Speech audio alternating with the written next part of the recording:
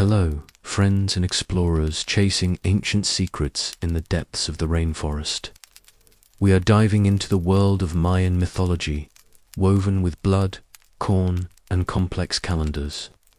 Life began in that final, perfect cycle, when the gods, after their failed attempts with clay and wood, finally shaped humans from sacred corn.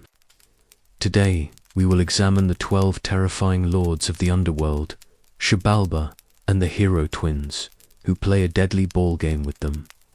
Time turns like a wheel fed by blood. I'm truly curious where you're listening from.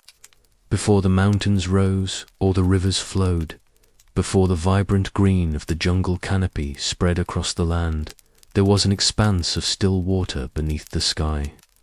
Within this vast, empty expanse resided the creator deities. They were beings of immense power, yet their task of bringing forth existence was not without its challenges. Their initial attempts to forge beings capable of acknowledging their creators, of speaking their names and offering them reverence, often met with disappointment. These early efforts illustrate a divine frustration, a persistent striving for perfection that resonates with the human experience of learning and growth. This patient, iterative approach to creation is a fundamental characteristic of Mayan theology. It reflects their keen observation of the natural world around them, where the slow, deliberate growth of a mighty SA tree, the gradual formation of a cenote, or the cyclical return of the seasons, were all testament to processes that unfolded over time, requiring patience and repeated effort. The gods in this understanding were not distant, detached figures. Instead, they were deeply engaged in the ongoing process of shaping and refining the world. Their creative endeavors mirroring the very rhythms of nature that sustained Mayan life. This dynamic, evolving relationship between creator and created is a cornerstone of their spiritual world. Building upon this understanding of creation as a thoughtful, sometimes difficult process, we arrive at another cornerstone of Mayan theology, the profound concept of duality in their deities. Unlike some pantheons where gods are neatly categorized as solely good or evil, Mayan mythology embraced a more complex truth. Here, gods were not monolithic entities of pure benevolence or pure malevolence. Instead, they were intricate beings, embodying both constructive and destructive forces, reflecting the inherent balance and dynamic tension that the Maya perceived within the cosmos itself. Imagine this balance as a gentle rhythmic breathe and inhale of life and an exhale of decay, both necessary for the continuous cycle of existence. This core principle of duality manifests itself vividly in the roles and narratives of numerous Mayan gods. Consider, for instance, the captivating cycle of the maize god. He is the very embodiment of sustenance, the provider of the sacred maize that formed the foundation of Mayan life, and indeed the very substance from which humanity was ultimately fashioned. His story, however, is not one of effortless bounty. It is a narrative of death and rebirth. He descends into the underworld, facing trials and often suffering a symbolic or even literal demise, only to emerge, again revitalized, bringing forth new life from the earth. This cycle, a reflection of the planting, growth, and harvest of corn, teaches that life itself springs from the decay of what came before. His death is not an ending but a prelude to renewal, a necessary sacrifice for human sustenance, highlighting the intrinsic link between life and what might appear on the surface to be its opposite. Then there is Kenich, Aha, the revered Sunday god. Each morning he ascended into the sky, bringing warmth, light, and the promise of a new day, overseeing the waking world with his benevolent gaze. Yet, as the day concluded, Kanikaha undertook a perilous journey through Xibalba, the shadowy underworld. This nightly descent into darkness was not a defeat, but an essential part of his celestial duty. It represented the triumph of light over the forces of night and decay, certainly, but also the inevitable cyclical return into darkness, only to be reborn with the dawn. This constant ebb and flow of light and shadow, visibility and mystery, underscored the Maya's understanding that even the most luminous of forces contained and indeed required an encounter with the realm of darkness to complete its cosmic function. It's a gentle reminder that even in our own lives, periods of darkness can be a prelude to new light. Even the vital rain God embodies this complex duality. He was universally revered for the life-giving rains he provided, nurturing the maize fields and replenishing the vital senates, those deep natural wells that were the lifeblood of the Mayan landscape. His arrival heralded abundance and the flourishing of crops, bringing forth the verdant bounty of the jungle.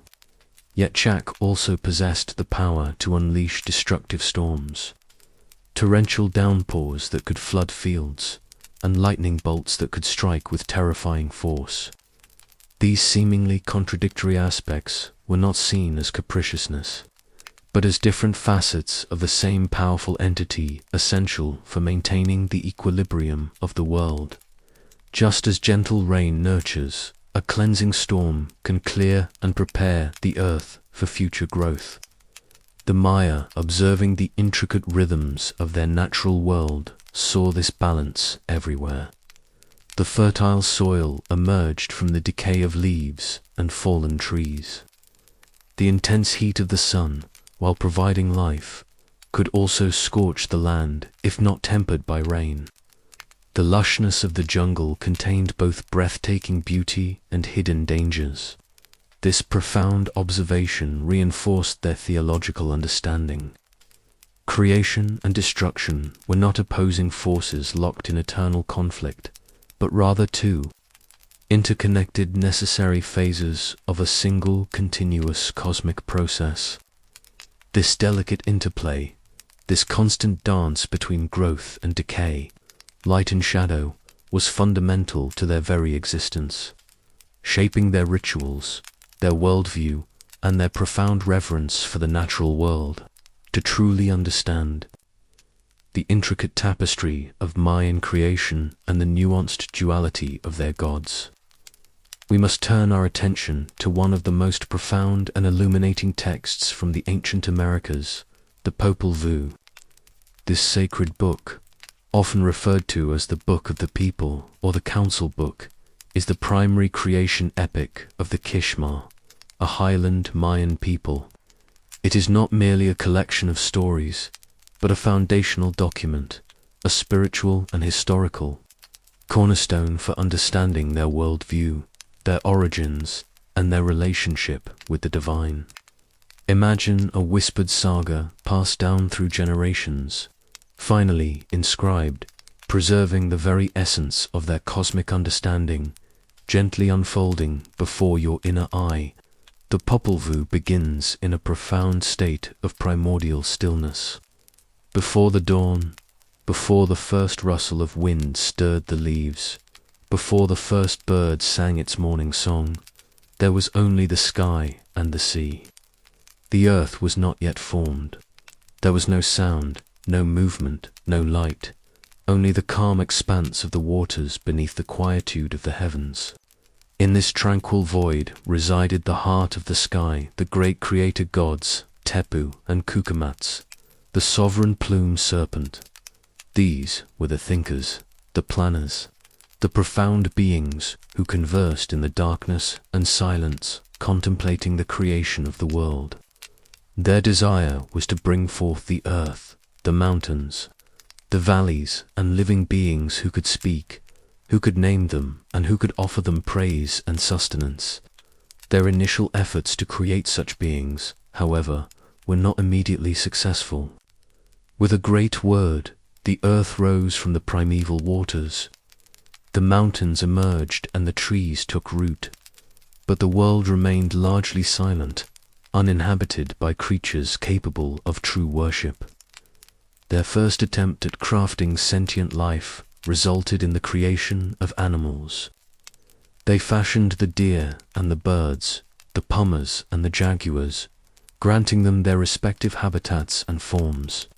Yet, when the gods commanded them to speak their names, to worship, the animals could only squawk, chirp, howl, and roar. They lived according to their instincts, beautiful and wild, but utterly incapable of articulating reverence. The creators recognized this limitation. These beings could not fulfill the purpose of acknowledgement, and so they were designated to be hunted. Their flesh consumed a part of the greater cycle, but not the desired form of worshipper.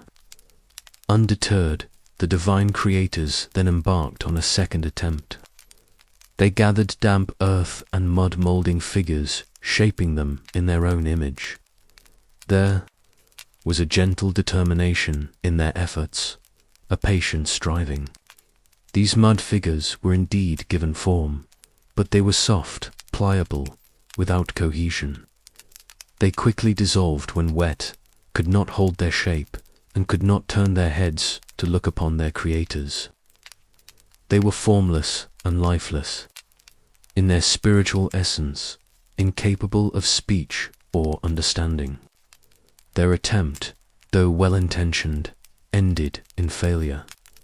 A gentle dissolution back into the earth from which they came, underscoring the challenge of imbuing true essence into inert material. A third attempt followed, perhaps with a touch of hopeful ingenuity. The gods then fashioned beings out of wood.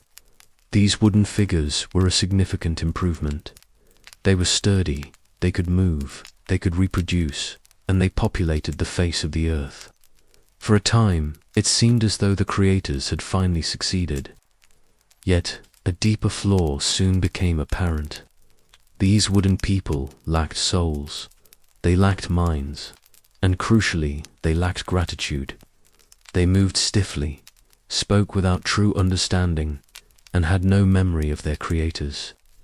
Their existence was hollow, their worship a meaningless chatter. They were mere automatons, lifeless in spirit despite their physical form. This divine frustration reached a crescendo.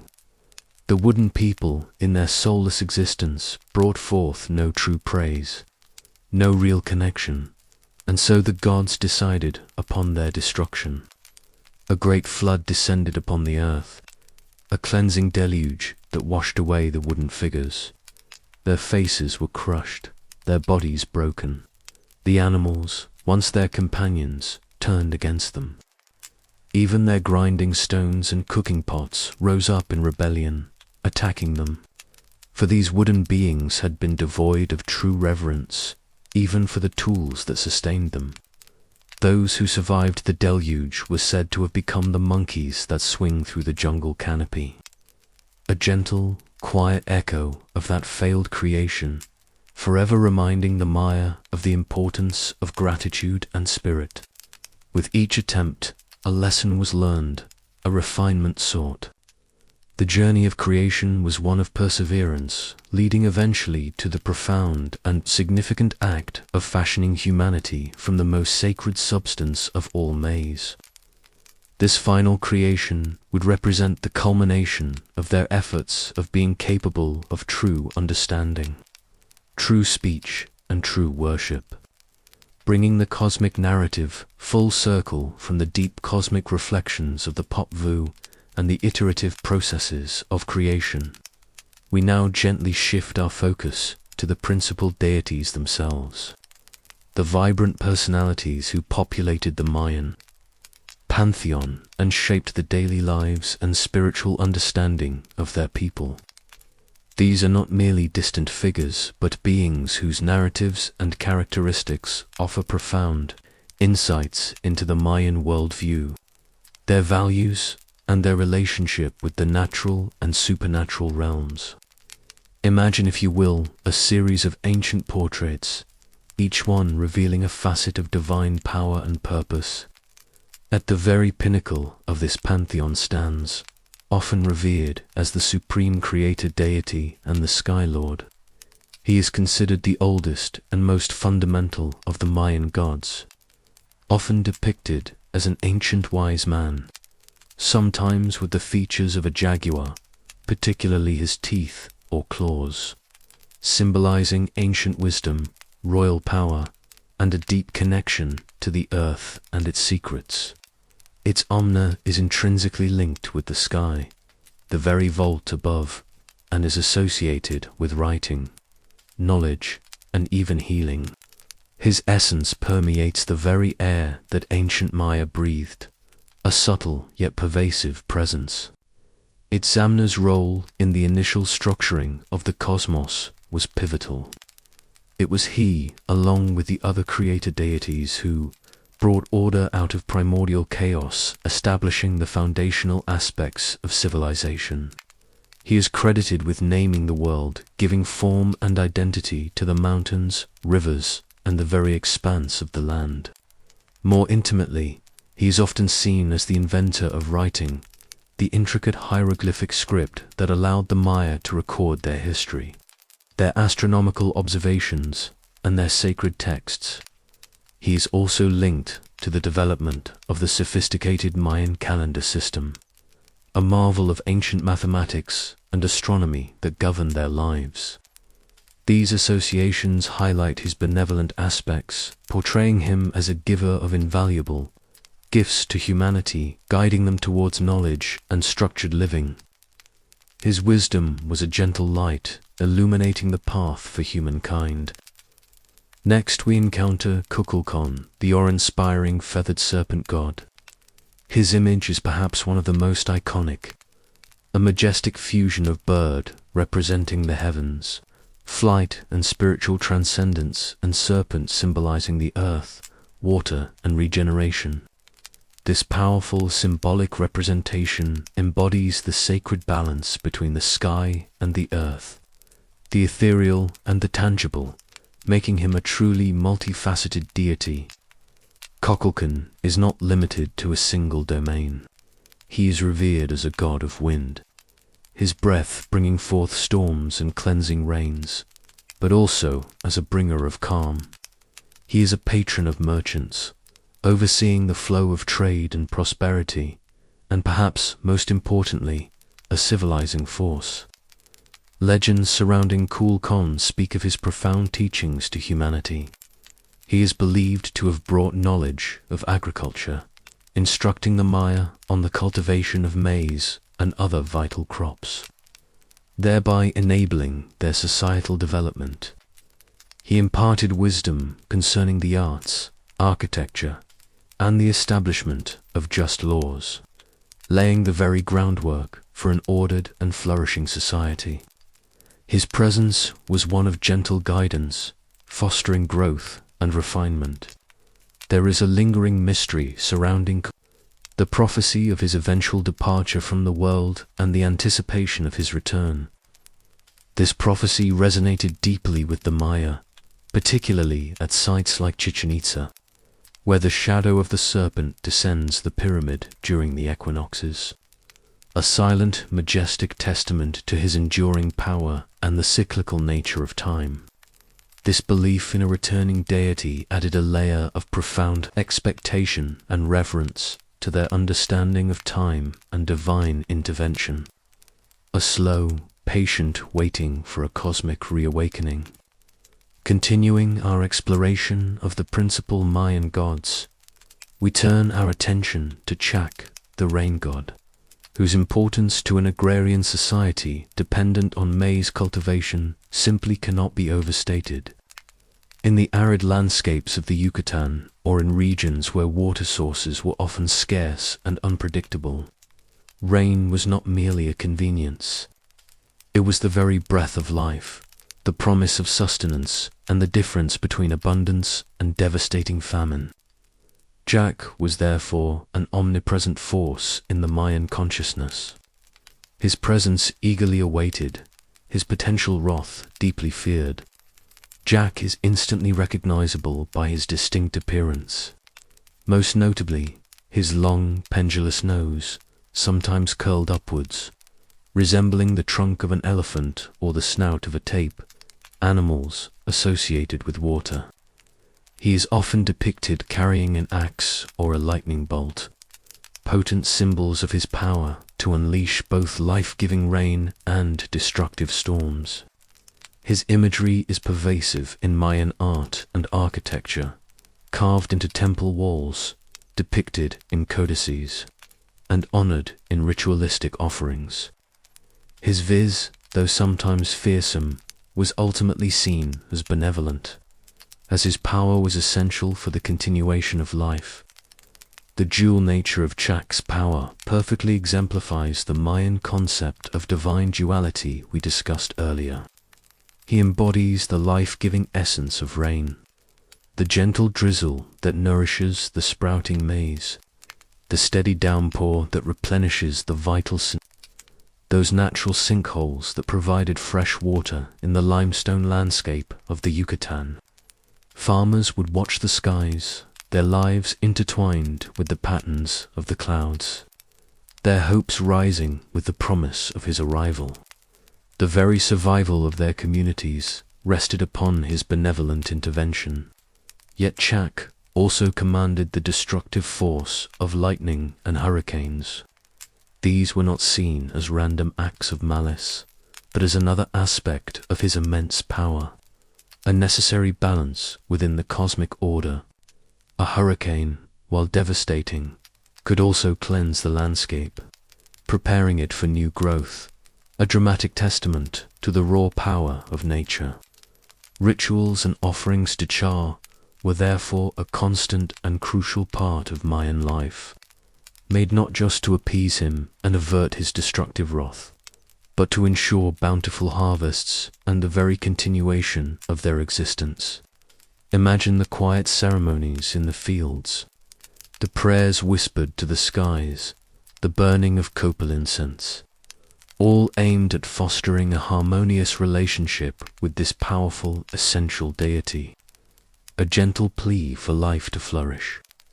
From the life-giver, we now descend into the shadowy yet equally vital realm of Orak or Kimi, the lord of death and the underworld, Zabala. His domain is one that might initially seem grim. Yet, in the Mayan worldview, death was not an end, but a transformation, a necessary component of the cosmic cycle, a dark counterpart to the bright light of creation and life. Puch is not merely a terrifying figure. He is a crucial part of the balance, ruling over the final destination of all mortal beings, yet also overseeing a realm of potent energies and profound lessons. A Push is frequently depicted in skeletal form, a chilling yet stark reminder of mortality. His body might be adorned with bells, which were believed to ward off evil spirits, or perhaps signify the mournful sound of death.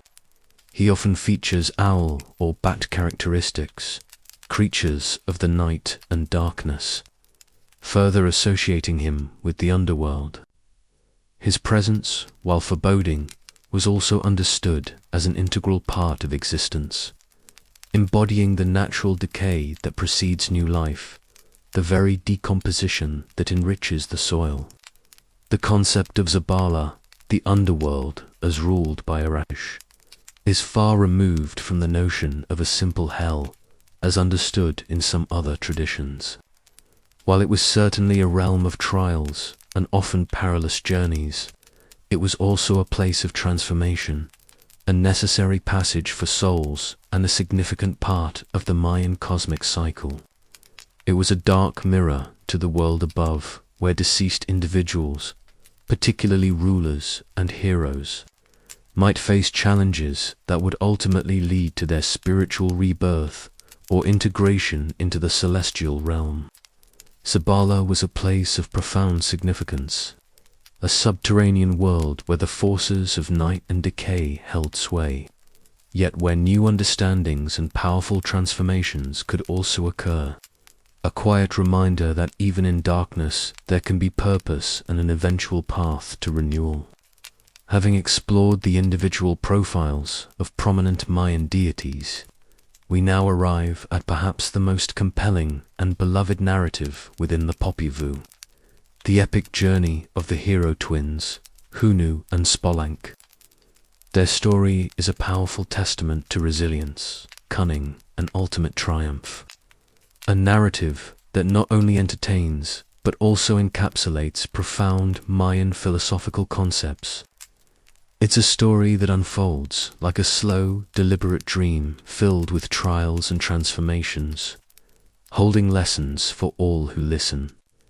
The hero twins' origin story is steeped in divine lineage and tragedy.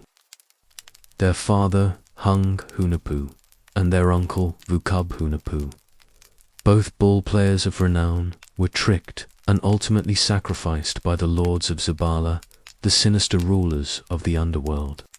Their heads were hung as trophies in the underworld's ball court, a grim monument to the lord's perceived victory. From the head of Hun Hunahpu, however, a magical seed was transferred to the maiden blood moon, who miraculously conceived the hero twins.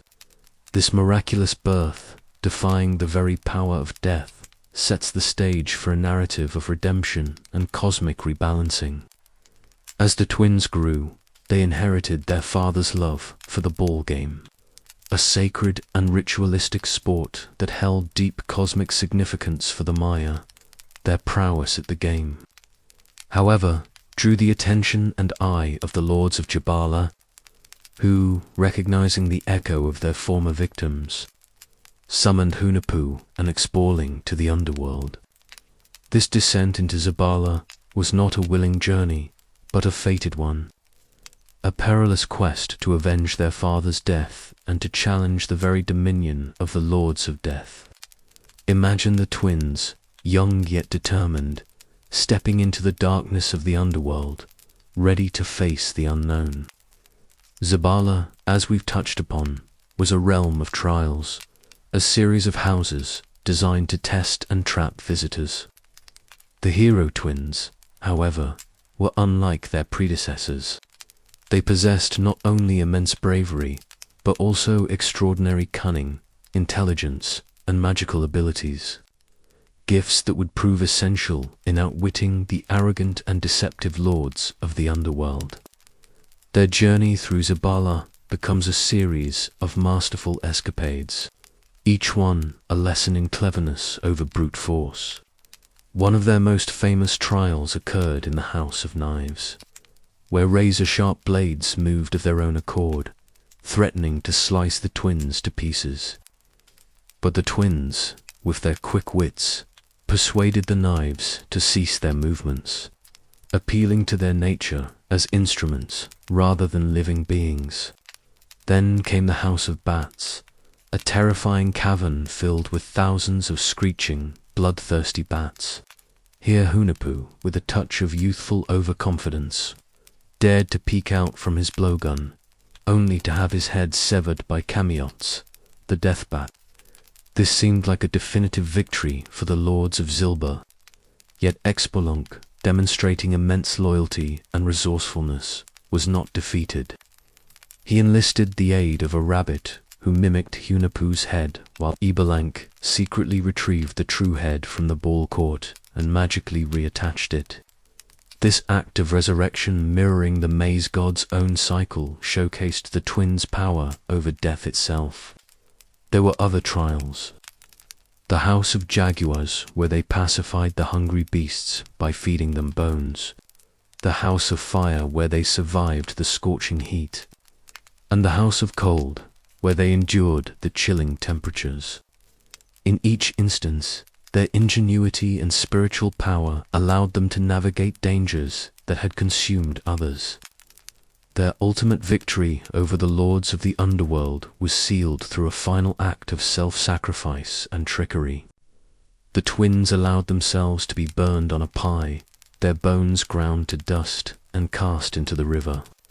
The lords, believing they had finally won, celebrated their apparent triumph. However, the twins' ashes transformed into fish, then to human form again. reappearing as humble performers, executing astounding feats like dismembering and resurrecting each other. Intrigued, the lords of Zeba demanded to witness this spectacle and in their hubris agreed to be dismembered. The twins, however, chose not to resurrect them, thereby finally avenging their father and overthrowing the dominion of death. This quiet, decisive victory brought cosmic balance back to the universe. The audacious victory of Hunahpu and Spelunk over the lords of Exabala was not merely a personal triumph or an act of vengeance. It was an event of profound cosmic significance. Their defeat of the Death Lords re-established a sacred order, bringing balance back to the universe after the disruption caused by their father's sacrifice. With Zabala's power diminished, the path was cleared for the true emergence of humanity, a creation that would finally succeed where previous attempts had failed.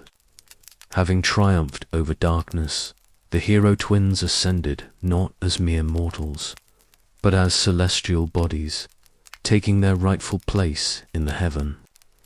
Hunahpu rose to become the sun, illuminating the world with warmth and light, guiding the rhythms of day. Spelunk, his resourceful and equally brave brother, became the moon, illuminating the night sky, overseeing the dream world and the hidden cycles of existence. Their ascension transformed the very firmament, forever weaving their story into the tapestry of the night and day, a constant comforting presence in the sky above the Mer. This celestial elevation underscores their pivotal role in the successful creation of humans from maize. Remember the failed attempts of the creator gods from segment 3. The animals, the mud figures, the wooden people, each lacking the essential spark of understanding and reverence. The hero twins' journey, their resilience, and their ultimate triumph over death provided the blueprint, the very model for what true humanity should embody. Their story proved that it was possible to face adversity, to overcome trickery, and to emerge with wisdom and spirit. It was after their victory, and with their celestial presence now established, that the creator deities finally found the perfect substance and the perfect archetype for humanity. Maize. The creation of humans from maize is a cornerstone of Mayan cosmology and is deeply entwined with the hero twins narrative. Maize was not just a crop. It was a sacred entity, the very essence of life and sustenance. By fashioning humans from this divine grain, the creator gods ensured that humanity would be intimately connected to the earth, to the cycles of agriculture, and to the very essence of life itself.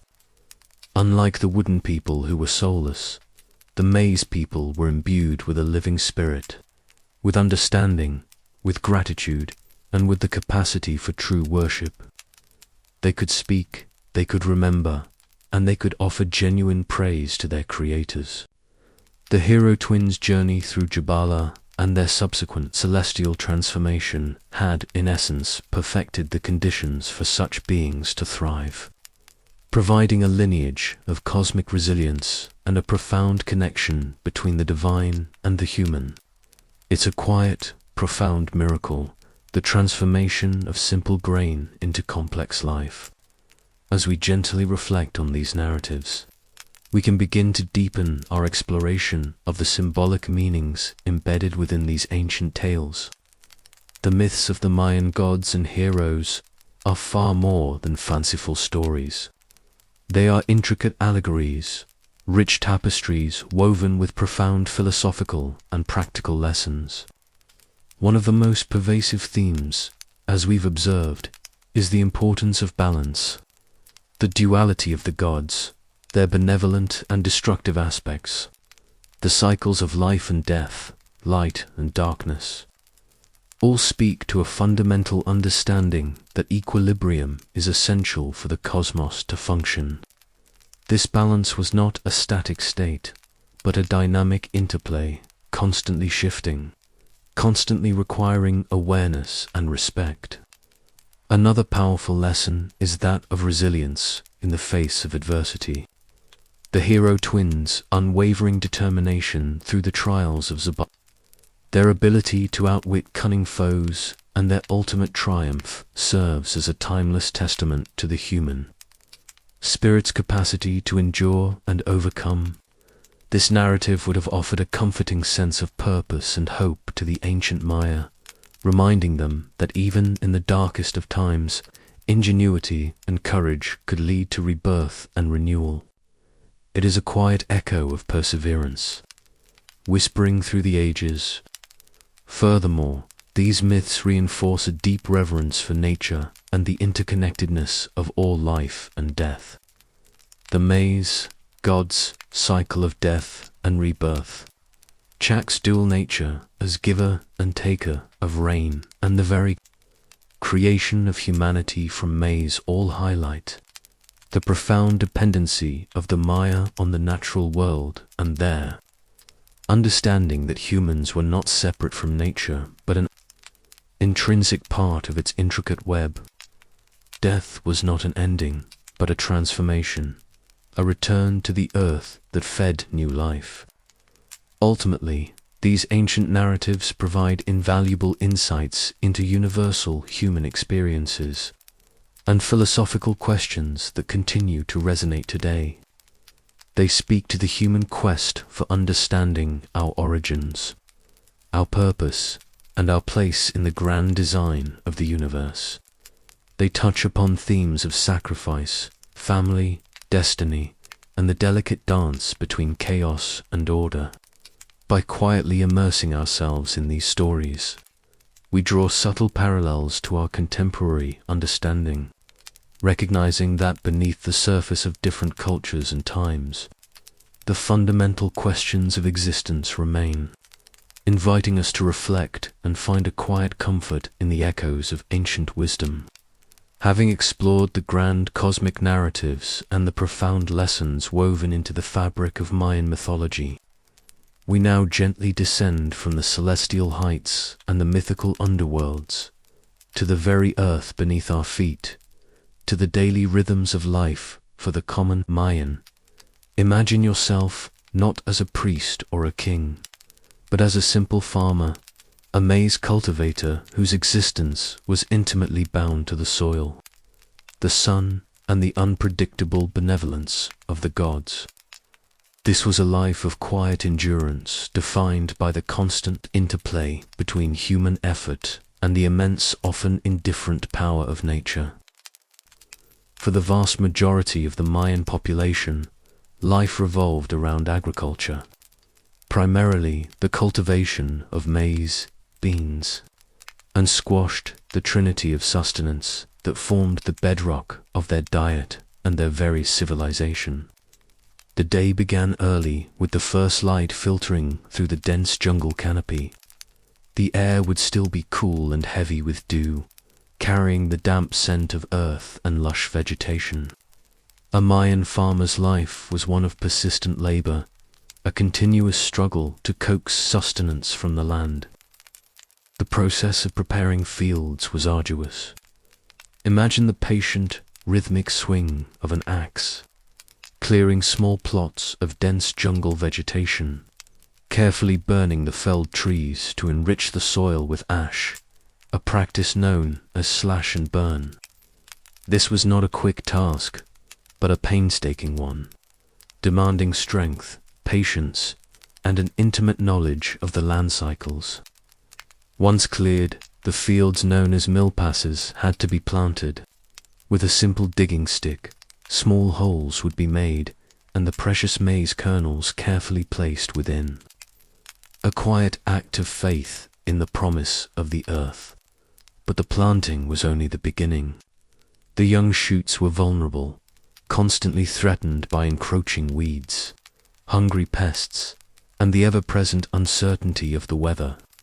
Day after day, under the relentless tropical sun, the farmer would tend to the myla, weeding mounding earth around the growing stalks and watching the sky with an anxious eye. The climate itself presented an unceasing challenge. The Mayan lands experienced distinct wet and dry seasons, and the timing and intensity of the rains were paramount. Too little rain and the precious maize would wither and die, leading to widespread hunger. Too much and the fields could flood, drowning the crops and washing away the fertile topsoil. You can almost feel the tension in the air as the dry season stretched on. The earth hardening underfoot, the leaves of the maize plants curling in desperate thirst.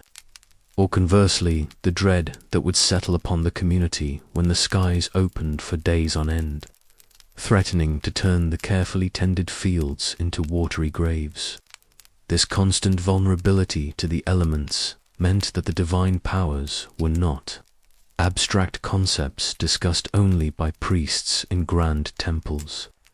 No, Cha, the rain god, and Kenicho, the sun god, were immediate, palpable forces, their moods directly impacting the very survival of every family.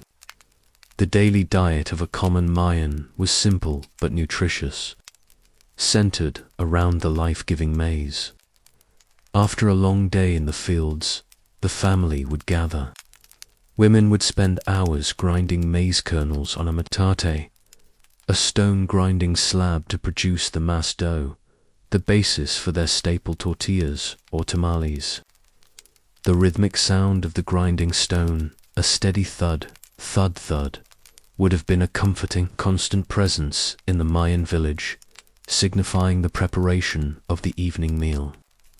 This simple sustenance was hard-earned, and every morsel was valued, a direct result of their tireless labor, and they believed the grace of the gods. Beyond the physical demands of farming and the constant dance with the elements, the daily life of a common Mayan was profoundly interwoven with their spiritual beliefs. For them, the gods were not distant, abstract concepts. They were immediate, tangible presences whose influence permeated every aspect of their mundane existence.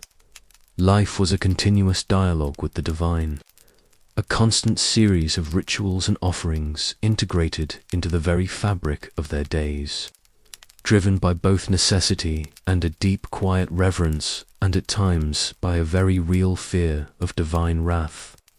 Imagine the dawn. Before stepping into the fields, a farmer might offer a small prayer, perhaps a scattering of maize kernels or a few drops of precious water to the earth, and to the deities responsible for fertility and growth.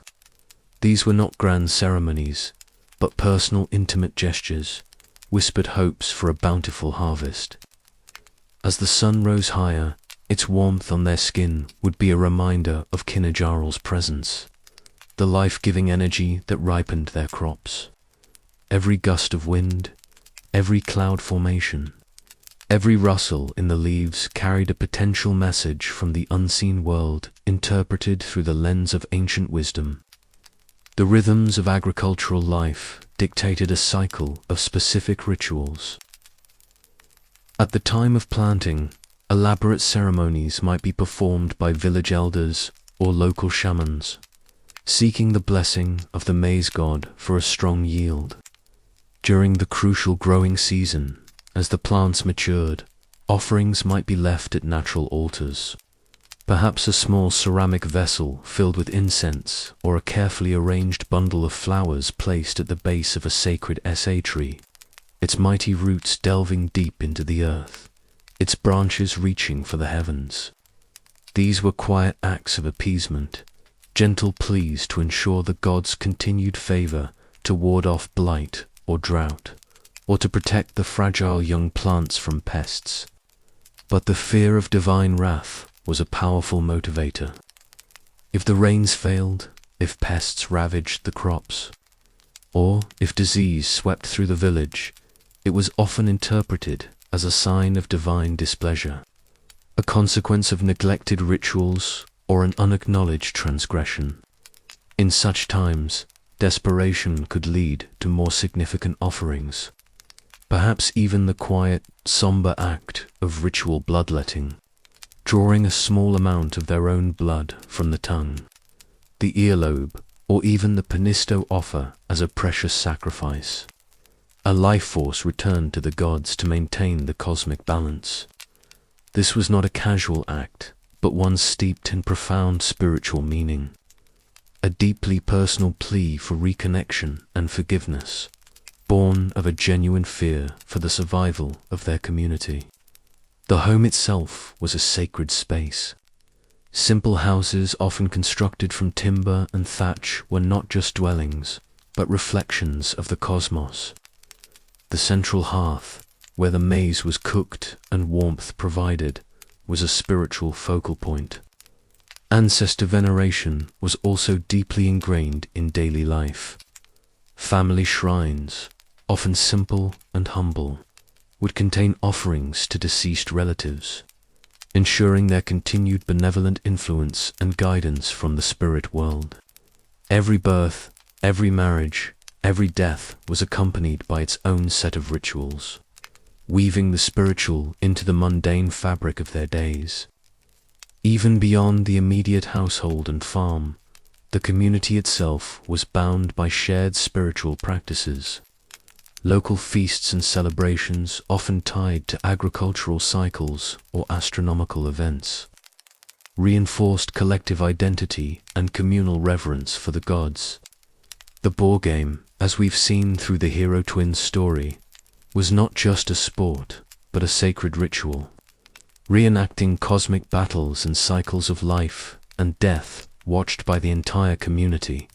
For the common Mayan, this pervasive integration of the sacred into the mundane provided a framework for understanding their world, a sense of belonging to a cosmic order and a quiet, enduring purpose in their demanding lives. It was a world where every sunrise and every falling leaf held a sacred meaning, whispering tales of divine power, while the vast majority of the Mayan population lived lives deeply rooted in the soil, engaged in the persistent, quiet labor of farming. There existed a distinct and influential segment of society whose daily rhythms and responsibilities were profoundly different. The Mayan elite. This included the revered priests, the powerful rulers, or ojob, and the skilled scribes.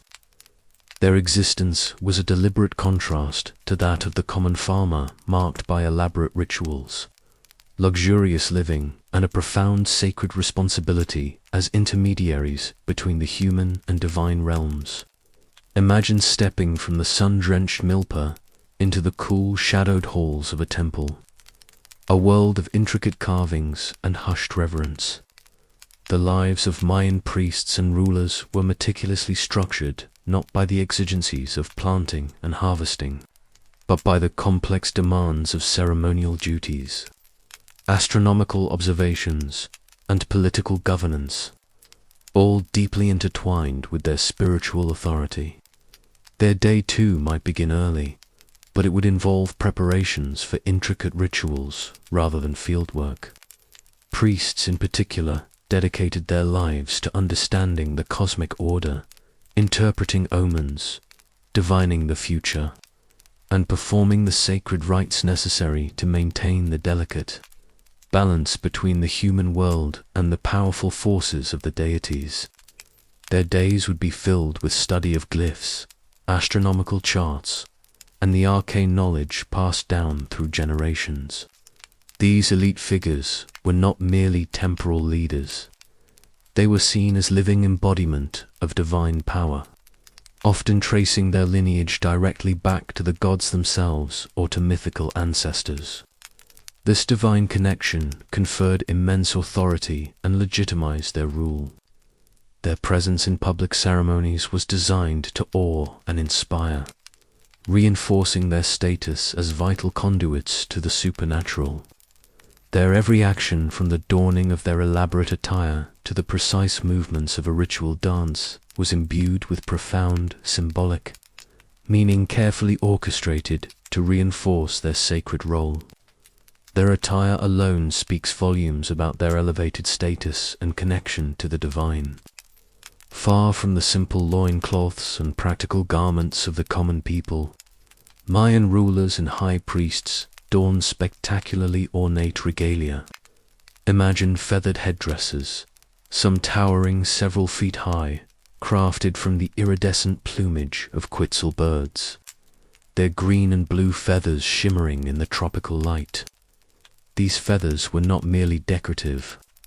They symbolized connection to the sky, to the bird deities, and to the very essence of flight and transcendence.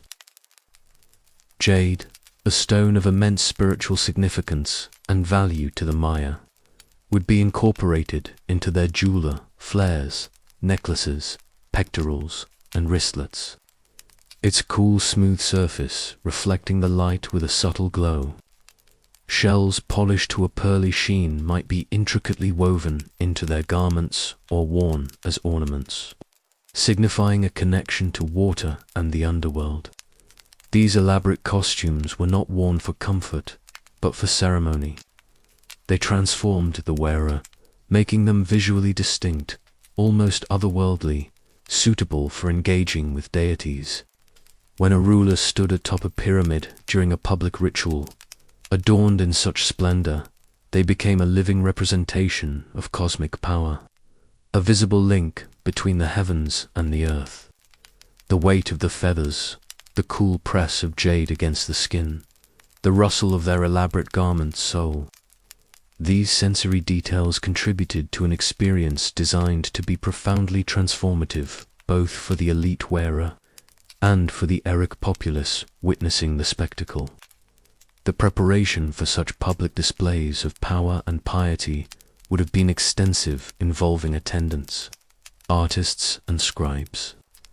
Every element from the painted designs on their skin to the specific symbols on their clothing would have been carefully chosen for its spiritual potency and its message. This daily engagement with the divine through ritual and appearance was a constant reinforcement of their unique position within the Mayan social structure, solidifying their power and their sacred duty. Beyond their striking appearance and ceremonial roles, the Mayan elite, particularly the priests and rulers, served a far more profound function. They were the principal intermediaries between the human realm and the complex, often unpredictable world of the gods. This was not a passive role, but an active, demanding one, requiring immense dedication to ritual, prophecy, and the intricate knowledge systems that underscored Mayan civilization. Imagine the quiet intensity of their focus, the slow, deliberate movements as they performed sacred duties, their minds attuned to cosmic rhythms. Their elaborate rituals were the very heart of this intermediary role. These were not mere performances, but deeply significant acts designed to plate the gods to give them sustenance in the form of offerings, and to ensure the continued cosmic balance that sustained the Mayan world. These might include complex ceremonies of incense burning, where the sweet, smoky tendrils of copal resin would curl upwards, carrying prayers and supplications to the heavens. Blood offerings, as mentioned earlier, for commoners were also central. But for the elite, these might be more formalized, and public, performed by the ruler or high priest themselves, demonstrating their willingness to sacrifice for their people and their intimate connection to the life force. The drawing of blood from various parts of the body was a profound act of auto-sacrifice, symbolizing the giving of one's own vitality to nourish the gods and maintain the cosmic flow. The elite's daily life was thus punctuated by meticulous adherence to chondrical cycles, for every ritual had its precise timing, dictated by the movements of celestial bodies and the intricate gears of the Mayan lung count calendar. They oversaw these grand ceremonies, which could last for days, involving feasting, dancing, processions, and profound acts of devotion. The responsibility of ensuring these rituals were correctly performed, and that the gods were duly honored, weighed heavily upon them. A misstep, a forgotten offering, or an incorrectly observed astronomical event could, in their belief system, lead to divine displeasure, bringing famine, plague, or warfare upon their people. Their lives were a continuous act of precise spiritual engineering designed to keep the world in harmony. Central to their power and their ability to function as intermediaries was their unparalleled astronomical and architectural knowledge. Mayan rulers and priests were the custodians of centuries of accumulated wisdom. They possessed an astonishing understanding of the movements of the sun, moon, Venus, and other celestial bodies. Imagine them spending silent nights on temple platforms, gazing at the stars, meticulously charting their paths, recording their observations on intricate codices, or carving them into stone monuments. This astronomical precision allowed them to predict eclipses, solstices, and other significant celestial events, which they then wove into their ritual calendar. This knowledge was not simply for academic pursuit. It was a potent tool for reinforcing their divine connection and thus their power. When a ruler could predict a solar eclipse, an event that might terrify the common populace, it demonstrated their intimate communion with the cosmos, their special insight into the workings of the divine mind. They could then explain the eclipse, perhaps framing it as a sacred event requiring specific rituals which only they, as divine intermediaries, could properly perform. This reinforced their authority and solidified the belief that they held the keys to cosmic understanding. Furthermore, their architectural marvels were physical manifestations of this divine connection and intellectual prowess. The precise alignment of temples and pyramids with astronomical events such as the equinox serpent shadow at Chichen Itza, or the precise orientation of structures to solstices, was not accidental. It was a deliberate act of sacred engineering, transforming stone into cosmic instruments. These grand structures served as both stages for their elaborate rituals and as enduring testaments to their knowledge and their divine mandate. The rulers commissioned these immense projects, marshalling labor and resources, further solidifying their power and demonstrating their ability to shape the very landscape to reflect cosmic order. Their daily world was one built on precision, prophecy, and the constant echo of the cosmos.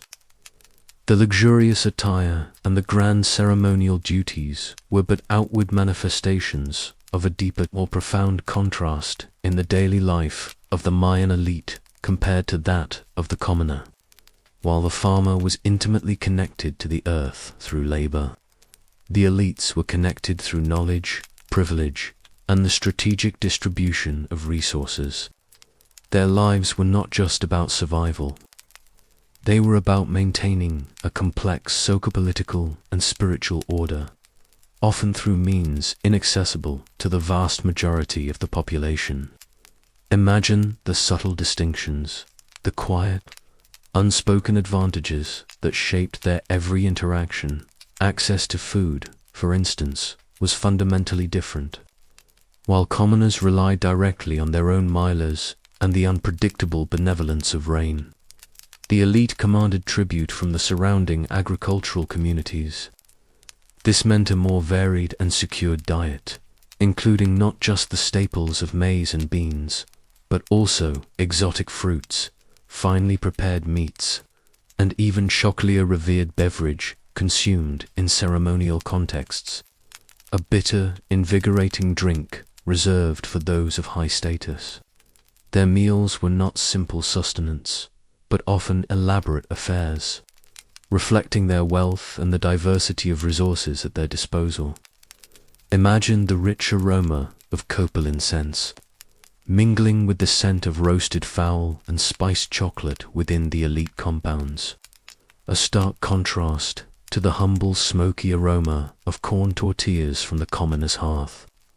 Beyond food, the elite enjoyed a material culture far surpassing that of the common populace. Their homes were not simple thatch and timber structures. but often grand multi-roomed palaces constructed from finely cut stone, adorned with intricate stucco reliefs and vibrant murals depicting gods, historical events, and dynastic lineages. These residences serve not only as living quarters, but also as administrative centers, workshops for elite artisans, and spaces for private rituals. Their furnishings would have included finely woven textiles, elaborately carved wooden furniture, and precious objects crafted from jade, obsidian, and shell items that bespoke wealth, status, and artistic refinement.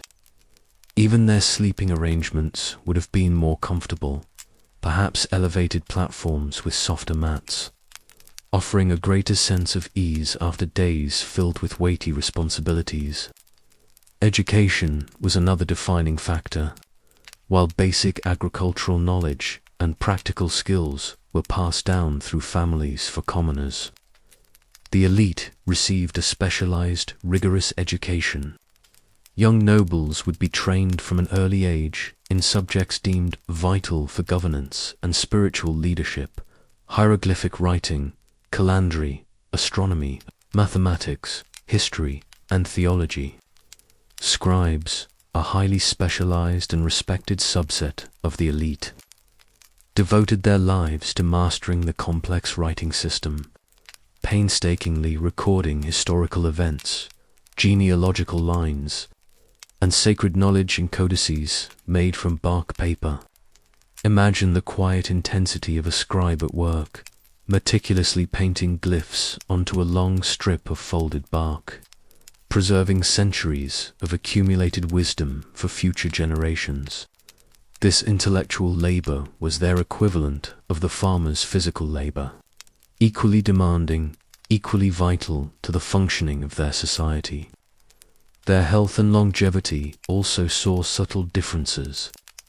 While still vulnerable to disease, the elite likely had better access to medicinal knowledge and perhaps even rudimentary forms of healing practices from specialized healers within their ranks. Their less physically demanding lives, compared to the grueling labor of farmers, might have also contributed to a marginally longer lifespan or fewer debilitating injuries. However, the spiritual pressures they faced, the constant weight of responsibility for an entire people, likely introduced its own forms of stress and strain, a different kind of burden than the physical exhaustion of the fields. Ultimately, the contrasting daily lives of the Mayan elite and commoners highlight the intricate, symbiotic relationship that bound their society together. The commoner provided the food and labor that sustained the civilization, while the elite provided the spiritual guidance, the intellectual framework, and the political leadership that gave it structure and meaning. This hierarchical system, while offering different experiences and privileges, was seen as part of the natural divine order, a complex interplay of roles essential for the flourishing of their civilization. It's a quiet testament to the enduring human need for both nourishment and purpose. As we gently ease deeper into the contrasting lives of the Mayan elite, we must acknowledge that their elevated status and sacred duties were often intertwined with a less tranquil aspect of their world: warfare. For the rulers, the Azaba warfare was not merely an occasional skirmish, but a fundamental tool for maintaining power, acquiring resources, and legitimizing their divine mandate. It was a calculated, ritualized activity, distinct from the daily struggle for sustenance faced by the common farmer, yet ultimately impacting every member of society. Imagine the measured beat of a drum echoing through the jungle, signaling not a celebration, but the preparation for conflict, a quiet tension settling over the land. The objectives of Mayan warfare, particularly for the elite, were rarely about territorial conquest in the modern sense. Instead, they focused on the capture of high-ranking individuals from rival polities who would then serve as prestigious sacrificial victims, enhancing the victor's spiritual power and prestige. Capturing an opposing ruler or noble was considered the ultimate triumph, a direct blow to the enemy's divine lineage and a powerful demonstration of one's own favored status with the gods. Wars also served to extract tribute, cementing political dominance over surrounding communities, which would then provide valuable goods and labor. Before engaging in battle, rulers would often undertake elaborate rituals, consulting with priests and divers to determine the most auspicious time for attack. These might involve auto-sacrifice, offering their own blood to seek divine favor, or interpreting omens from the flight of birds or the configurations of stars. The outcome of a battle was not just a military victory, it was seen as a validation of the ruler's cosmic alignment, a confirmation that the gods indeed favored their cause. A successful campaign elevated the ruler's prestige, reinforced their divine lineage, and provided the necessary captives for the most solemn of public rituals. The warriors themselves, while drawn from the common populace, were led by the elite. Nobles would serve as war captains, adorned in their own battle regalia, padded armor, shields painted with fearsome designs, and perhaps headdresses featuring jaguar pelts or eagle feathers, symbols of ferocity and swiftness. Their weapons included obsidian edge clubs, spears, and atals, spear throwers. While skirmishes could be brutal, the primary aim was often capture rather than mass slaughter, at least in the initial phases, as living captives held far greater ritual value than dead ones. The battlefield, though a site of intense struggle, would also be viewed through a ritualistic lens, a place where cosmic forces played out and divine will was manifested.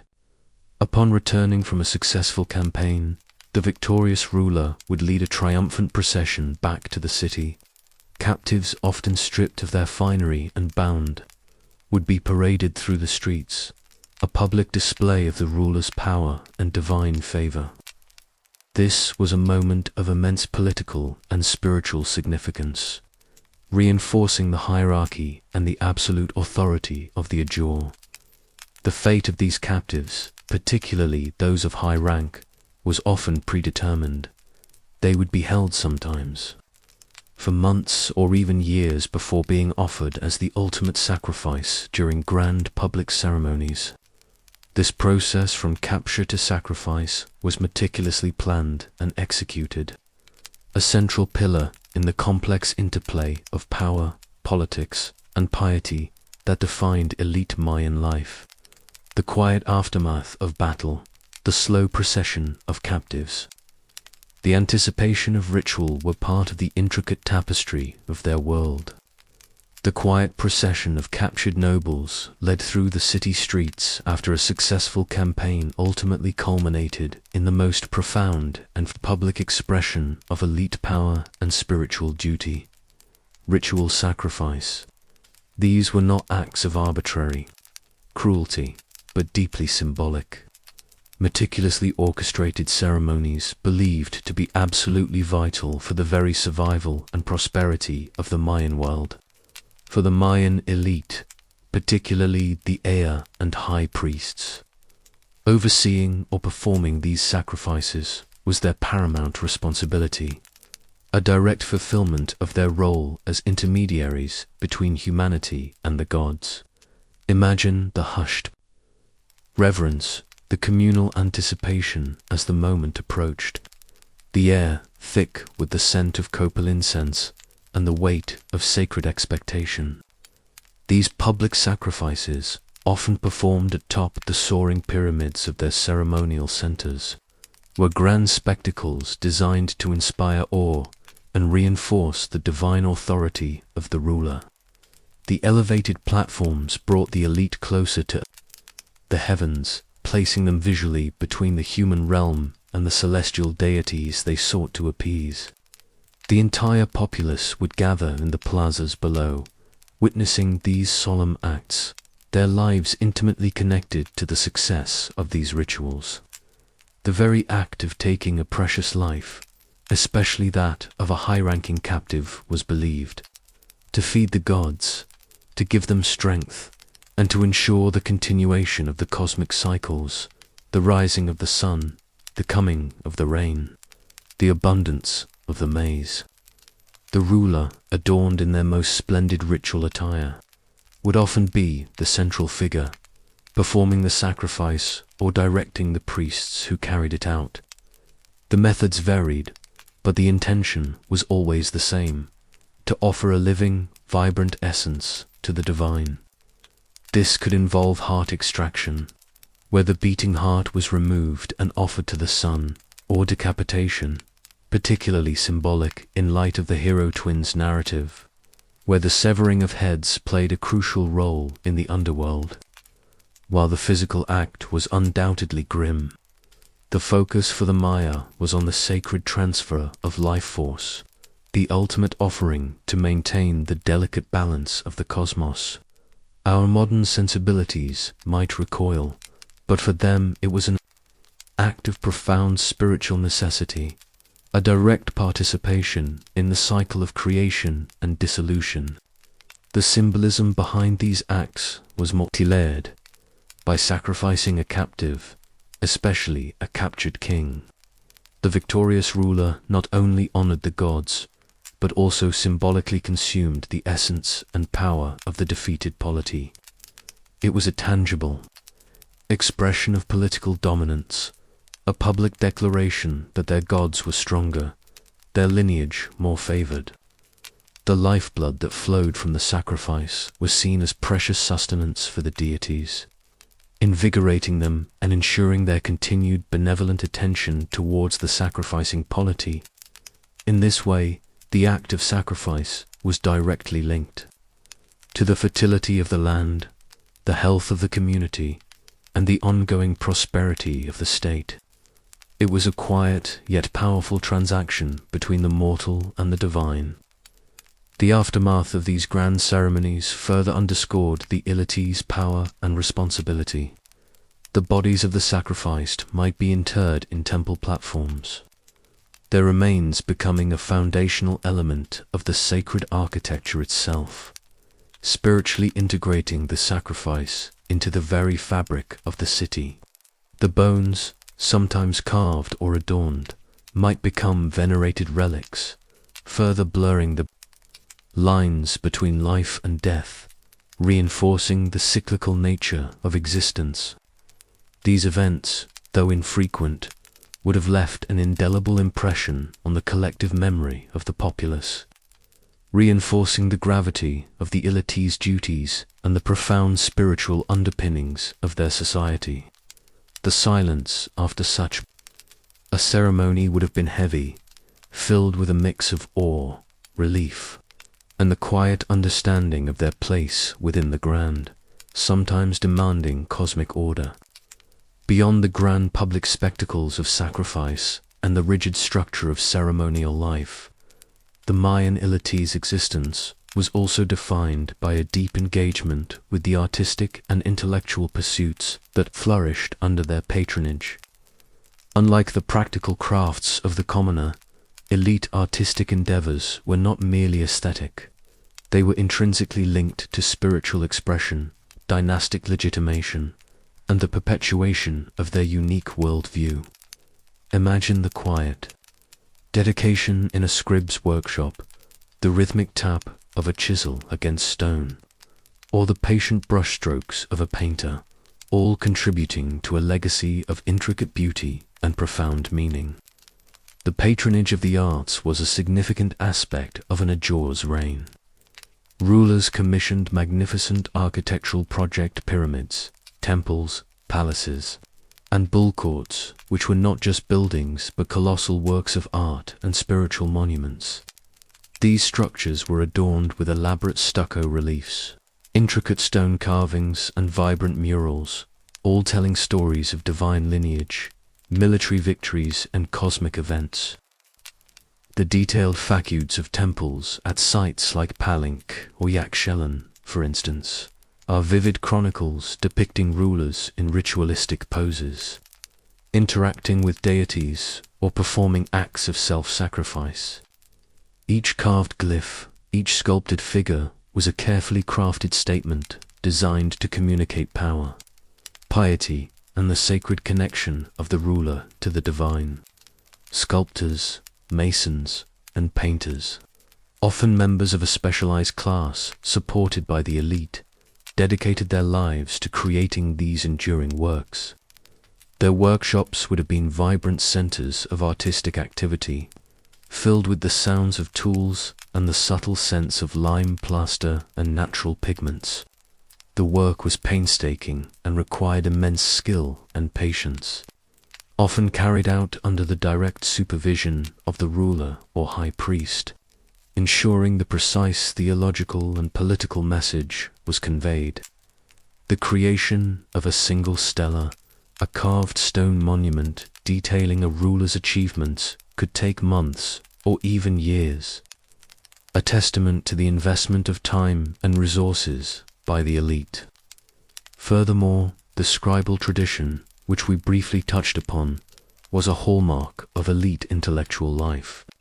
Scribes, often younger sons of noble families, underwent extensive training to master the complex hieroglyphic writing system. This was not a simple alphabet, but a sophisticated blend of logs and syllabic signs capable of conveying profound meaning.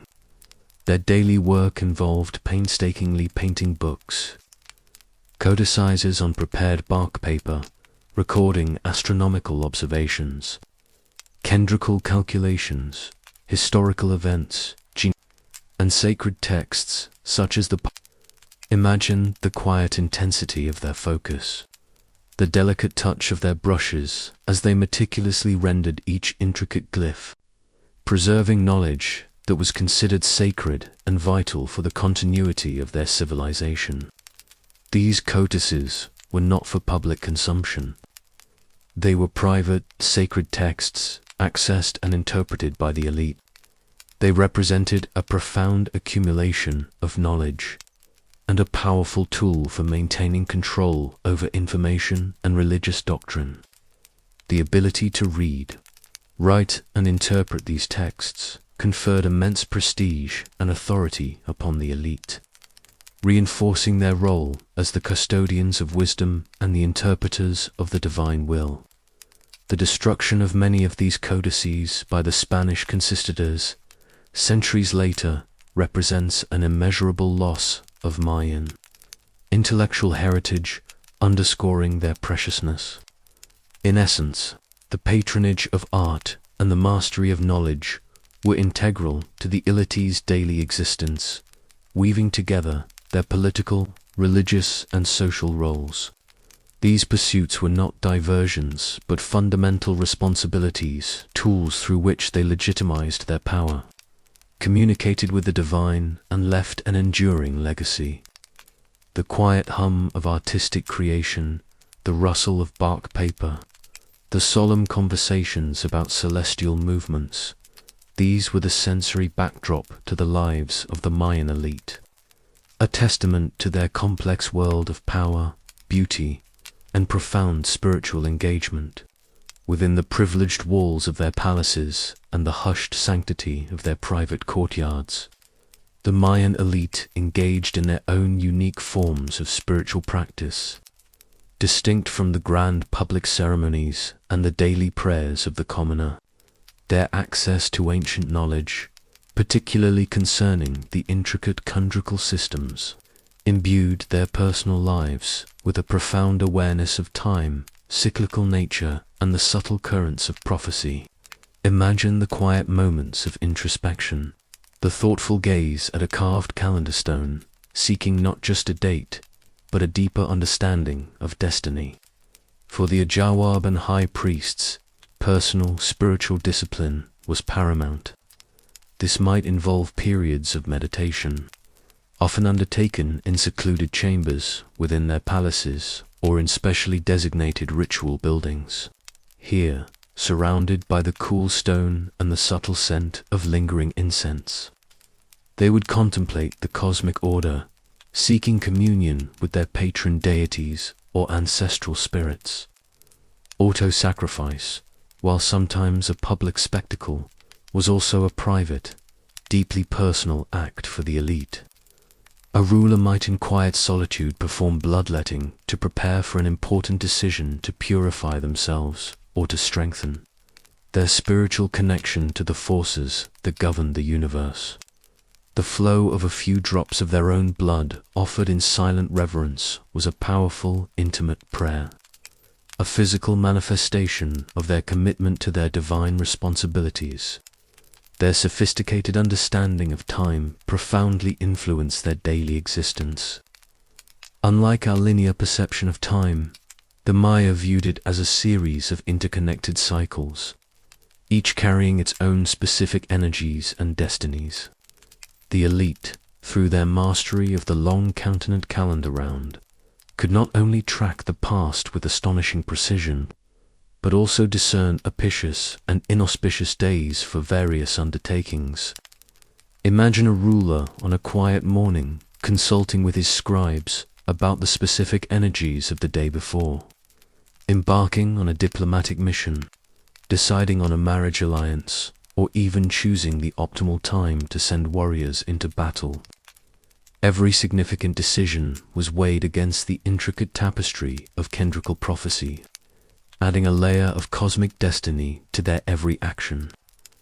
This quiet adherence to the flow of cosmic time was a constant, almost imperceptible undercurrent in their daily lives.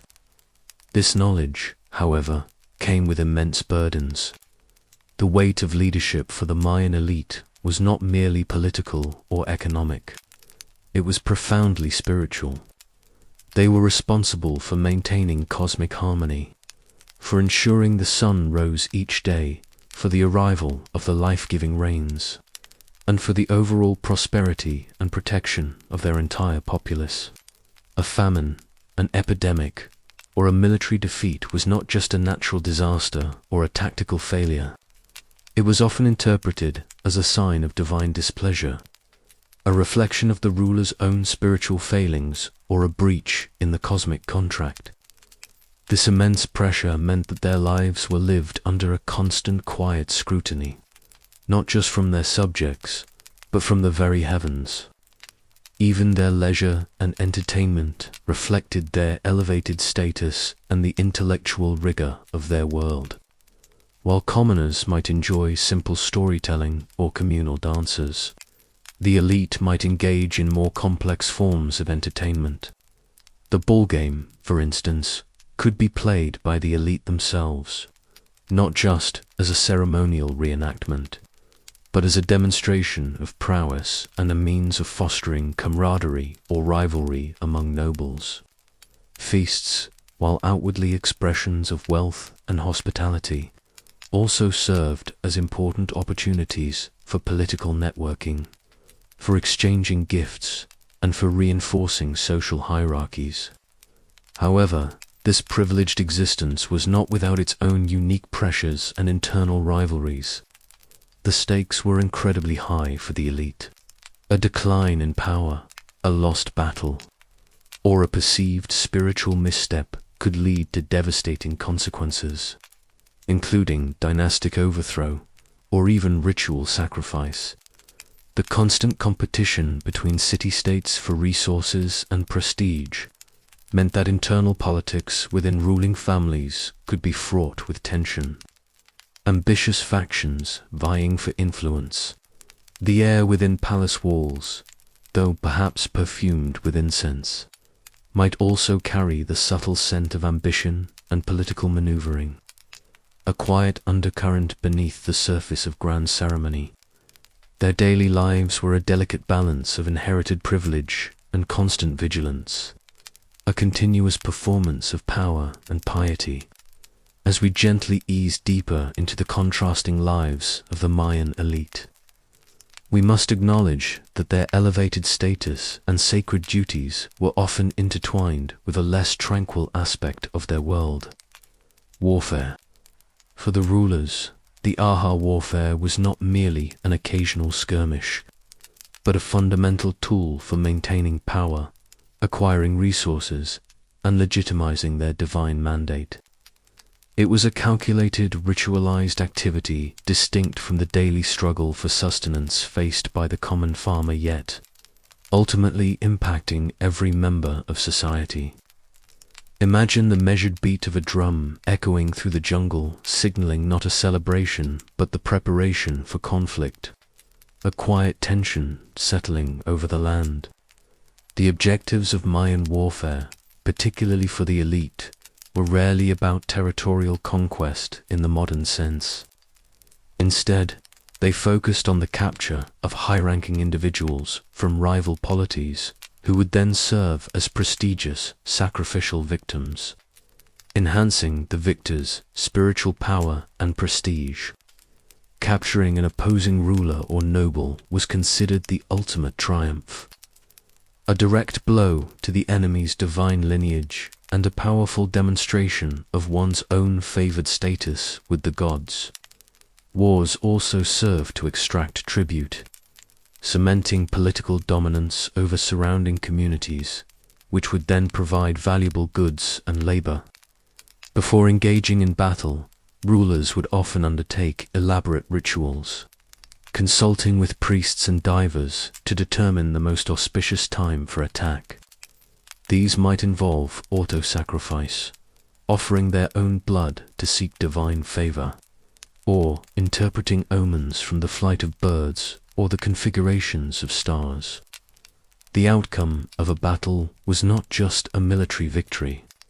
It was seen as a validation of the ruler's cosmic alignment, a confirmation that the gods indeed favored their cause. A successful campaign elevated the ruler's prestige, reinforced their divine lineage, and provided the necessary captives for the most solemn of public rituals. The warriors themselves, while drawn from the common populace, were led by the elite. Nobles would serve as war captains, adorned in their own battle regalia, padded armor, shields painted with fearsome designs, and perhaps headdresses featuring jaguar pelts or eagle feathers, symbols of ferocity and swiftness. Their weapons included obsidian-edged clubs, spears, and otlatls, spear throwers. While skirmishes could be brutal, the primary aim was often capture rather than mass slaughter, at least in the initial phases, as living captives held far greater ritual value than dead ones. The battlefield, though a site of intense struggle, would also be viewed through a ritualistic lens, a place where cosmic forces played out and divine will was manifested. Upon returning from a successful campaign, the victorious ruler would lead a triumphant procession back to the city. Captives, often stripped of their finery and bound, would be paraded through the streets, a public display of the ruler's power and divine favor. This was a moment of immense political and spiritual significance, reinforcing the hierarchy and the absolute authority of the Ajur. The fate of these captives, particularly those of high rank, was often predetermined. They would be held sometimes for months or even years before being offered as the ultimate sacrifice during grand public ceremonies. This process from capture to sacrifice was meticulously planned and executed, a central pillar in the complex interplay of power, politics, and piety that defined elite Mayan life. The quiet aftermath of battle, the slow procession of captives, the anticipation of ritual, all were part of the intricate tapestry of their world. As we have gently explored the contrasting spheres of Mayan society, from the silent struggle of the farmer to the ceremonial grandeur of the elite, it becomes clear that both realms, despite their differences, were intricately bound by the pervasive influence of their mythology. For the commoner, the myths provided a framework for daily survival, a way to understand the unpredictable forces of nature and to secure divine favor for their crops. For the elite, the myths offered a divine mandate for their rule, a complex system for understanding the cosmos and a justification for their power and rituals. This underlying unity, this shared reverence for the sacred stories, created a cohesive, if hierarchical, society. Imagine the subtle threads of belief weaving through every facet of their world, connecting farmer to priest, earth to sky. The narratives of creation, particularly the iterative attempts to fashion humanity and the eventual success with maize, resonated deeply with the common farmer. It underscored their connection to the earth and their staple crop, elevating their daily labor to a sacred act. The maize god's cycle of death and rebirth was a direct mirror to their agricultural year, the planting of seeds, the growth, the harvest, and the return of the plant to the earth to enrich the soil for the next cycle. This cyclical understanding of life and death, present in their most fundamental myth, would have provided a quiet reassurance that even in decay there was the promise of renewal. When a farmer sowed a seed, they were participating in a timeless sacred act, echoing the very efforts of the creator gods. For the elite, the myths provided a sophisticated theological and historical framework for their rule.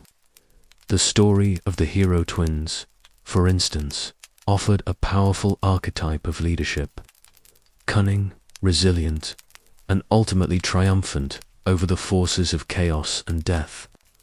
Rulers would often trace their genealogies back to the hero twins or other powerful deities, legitimizing their authority and reinforcing their claim to divine favor.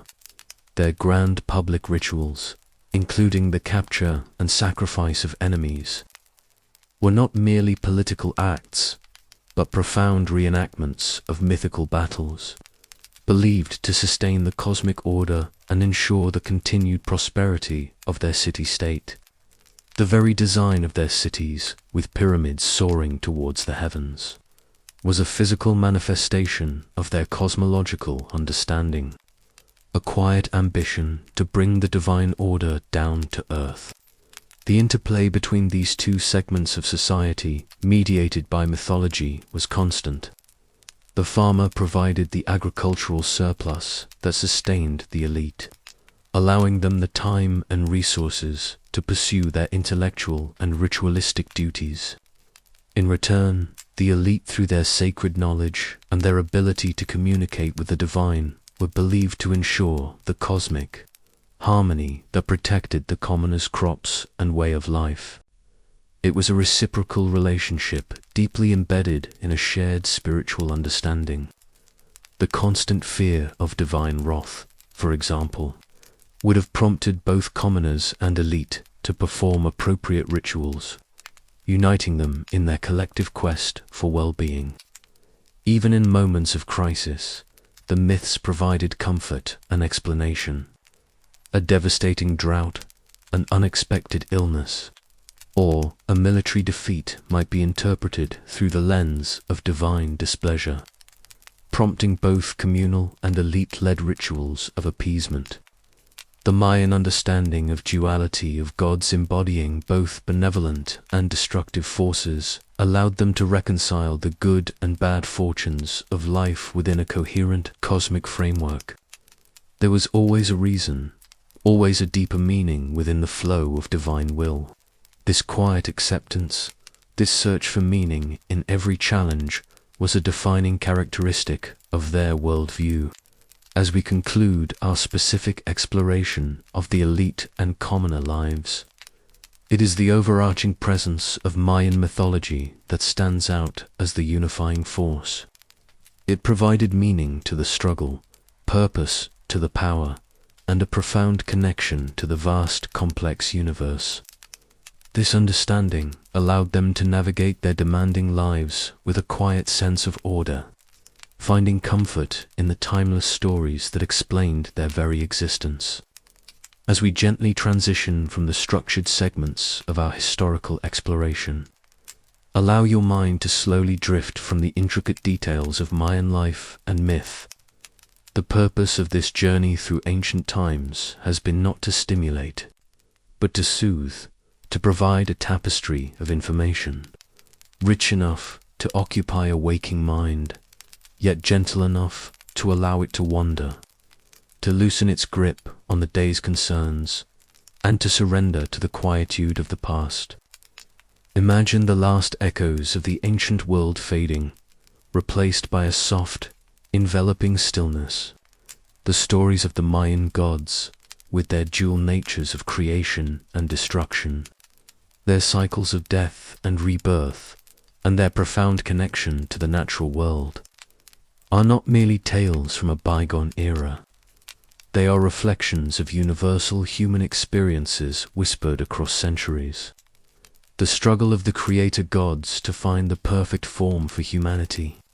The resilience of the hero twins in the face of insurmountable odds. The constant dependence of the farmer on the sun and rain, and the immense responsibility of the elite to maintain cosmic balance. All these narratives speak to fundamental truths about existence, about perseverance, and about the delicate interplay between order and chaos. Perhaps as you listen, your mind has found a quiet comfort in the rhythmic ebb and flow of these ancient lives. The steady labor in the milpers, the rhythmic grinding of maize, the patient observation of the stars, the solemnity of ancient rituals. All these elements possess a kind of timeless peace, a slow, deliberate cadence that is far removed from the hurried pace of our modern world. There is a soothing quality in understanding that even in the face of profound challenges, the ancient Maya found meaning and order within their complex belief system, finding a quiet rhythm in their lives, much like a gentle, steady heartbeat. The Mayan concept of cyclical time, where endings are always preludes to new beginnings, can offer a calming perspective. Just as the maize god dies to be reborn, ensuring new harvests, and just as the sun descends into the underworld each night, only to rise again with renewed light, so to do moments of rest and quiet give way to the promise of a refreshed morning. There is a gentle reassurance in this endless cycle, a knowledge that nothing truly ends but simply transforms, shifting from one state of being to another like the turning of a great unseen cosmic wheel, silent and constant. Allow your breathing to deepen now, to match the measured pace of these ancient rhythms. Feel the weight of your body settling, the subtle release of tension from your muscles. The images of towering pyramids, of intricate hieroglyphs, of dense jungle canopies and starlit nights, can now begin to soften, their sharp edges blurring, becoming part of a gentle, indistinct dreamscape. You have journeyed through a world shaped by powerful gods and resilient people, a world of deep wisdom and profound connection to the natural order. Let the final imagery from our journey be one of gentle transition. Imagine the sun, Kinishaho, slowly dipping below the horizon, casting long soft shadows across the ancient cities. The vibrant colors of the day fade into the soft grays and blues of twilight. The sounds of the jungle soften, becoming a hushed symphony of night, the distant hum of insects, the gentle rustle of leaves in a barely perceptible breeze. It is a world settling into quiet slumber, much like your own. The powerful stories have been told, the wisdom shared, and now a deep peace begins to settle over everything. Now, as the echoes of the Mayan world begin to softly recede, feel yourself gently floating further away from the conscious thoughts of the day. The weight of ancient history, rather than stimulating, has perhaps brought a quiet calm, a reminder of the vastness of time and the enduring nature of human stories. The vibrant colors of ancient murals, the intricate carvings of stone stele, and the mysterious depths of the cenotes can now blend into a seamless calming haze, preparing your mind for deeper rest. Consider the simple, profound contrast between the ancient Mayan world and our own. Their lives, though rich in spiritual meaning and intricate cosmology, were undeniably harsh by modern standards. Imagine the absence of electric light plunging their nights into profound darkness, broken only by the flickering flame of a torch or the soft glow of a charcoal fire. This deep darkness would have heightened their awareness of the moon and stars, making the celestial ballet a direct personal connection to the divine. Contrast this with our brightly lit nights, often filled with artificial illumination, a gentle reminder of the comforts we often take for granted. Think of the constant physical exertion that defined the common Mayans' existence, the continuous labor in the fields, the grinding of maize, the long walks between villages, the sheer effort required for survival. Even the elite, with their more comfortable lives, carried the immense weight of ritual, responsibility, and the pressures of political power. These were lives lived in much closer communion with the raw, untamed forces of nature, where every change in weather, every whisper of the wind carried a profound significance for their immediate well-being. Now, gently bring your awareness back to your own space, to the comfort and quietude that surrounds you. Feel the softness of your bed, the warmth of your covers, the peaceful stillness of your room. The challenges faced by the ancient Maya, their constant struggle against the elements, their intricate systems for appeasing powerful gods, can offer a quiet appreciation for the effortless ease of our modern lives.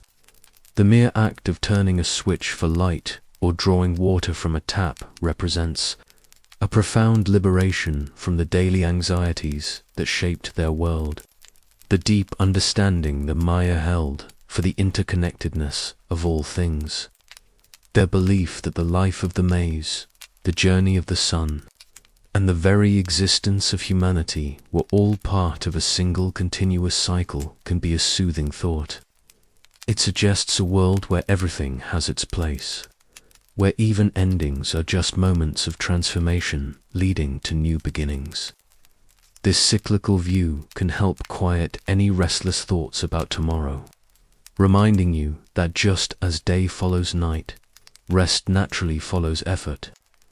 Allow any remaining thoughts or worries to gently detach, like leaves floating on a slow-moving stream, drifting away into the quiet distance. There is nothing left for you to do but to simply be, to feel the gentle descent into deeper and deeper relaxation. The ancient stories have served their purpose, guiding your mind away from the distractions of the present, inviting a state of serene calm. Let the wisdom of the past lull you into a profound stillness, as the last remnants of the Mayan world softly recede from your conscious mind. Imagine yourself now in a place of perfect stillness and tranquility. The intricate details of temples and myths, of daily struggles and elite rituals, have served their purpose, creating a gentle, informative current upon which your mind could drift.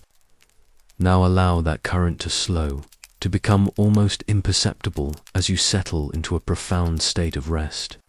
The stories of ancient civilizations, like those of the Maya, offer us not just facts and figures, but a deep sense of perspective. They remind us that human experience, with its joys and sorrows, its triumphs and challenges, is a timeless thread woven through countless millennia.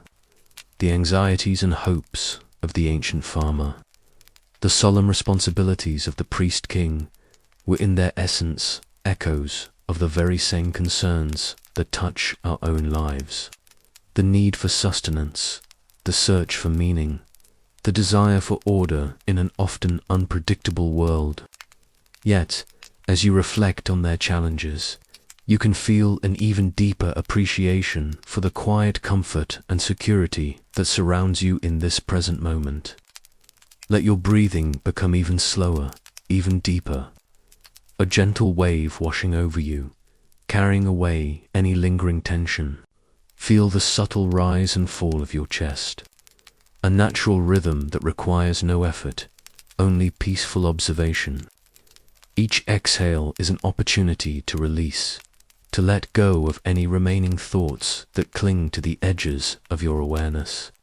The weight of the day, of all the stories heard, is dissolving, leaving behind only a pervasive sense of calm. Imagine the universe itself settling into a deep slumber. The distant stars of the Mayan night sky, which Kinij Ao and Xpelunc now inhabit, are twinkling with a soft, ethereal light.